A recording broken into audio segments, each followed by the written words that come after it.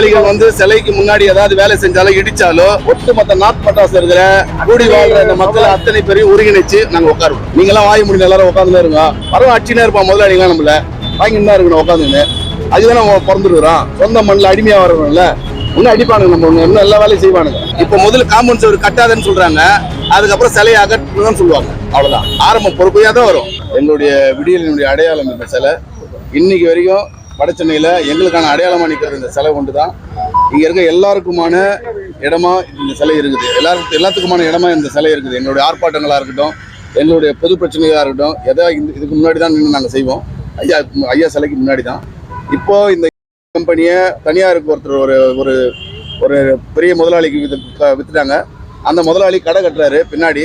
நாங்கள் ஹைவே டிபார்ட்மெண்ட்லேருந்து கவர்மெண்ட்லேருந்து எல்லா பர்மிஷனும் வாங்கி இந்த சிலையை முறையாக பராமரிச்சுக்கிட்டு இன்னைக்கு 35 ஆண்டுகளாக நாங்கள் வரோம்.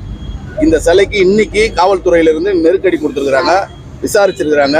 விசாரணை தவறாக இருந்ததுனால நாங்கள் இன்னைக்கு கேட்டோம். கேட்டதுக்கு அவங்க சரியான பதிலை கொடுத்துட்டாங்க. இன்னைக்கு அந்த பதில் பிரகாரம் நாளைக்கு எங்கள் சைட்லேருந்து ஒரு லெட்டர் கொடுத்துட்டு அடுத்த வேலையை நாங்கள் ஆரம்பிக்க போகிறோம். காரணம் என்ன சொல்கிறாங்க? முதலாளிங்க தான் ஒன்றை வந்த பின்னாடி ஊர் பின்னாடி வரட்டாது, அந்த கதை தான். நீங்களாம் வாய முடியும் எல்லாரும் உட்காந்துன்னு இருங்க. பரவ அச்சினா இருப்பான் முதலாளிங்களாம் நம்மள வாங்கிட்டு தான் இருக்கணும் உட்காந்துன்னு. அதுதான் நம்ம பிறந்துருக்குறோம். சொந்த மண்ணில் அடிமையாக வரணும்ல, இன்னும் அடிப்பானுங்க, நம்ம இன்னும் எல்லா வேலையும் செய்வானுங்க.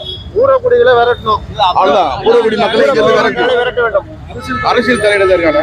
இது வரைக்கும் அரசியல் தலையீடு இல்லை, முதலாளிங்க தலையீடு தான் இருக்குது. அதுக்கு கையூட்டுறவங்களோட தலையீடு தான் இருக்குது.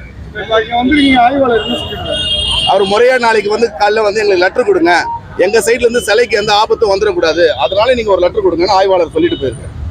அவ்வளவுதான். வேற ஏதாவது சப்போஸ் அனுமதி இல்லைன்னா வேற போராட்டங்கள் பண்ண ஏதாவது முதலாளிகள் சிலைக்கு முன்னாடி ஏதாவது வேலை செஞ்சாலும் இடிச்சாலோ ஒட்டுமொத்த நார்த் பட்டாசு இருக்கிற கூடி வாழ்ற இந்த மக்களை அத்தனை பேரையும் ஒருங்கிணைச்சு நாங்க உட்காருவோம். கடுமையான போராட்டம் பண்ணுவோம்.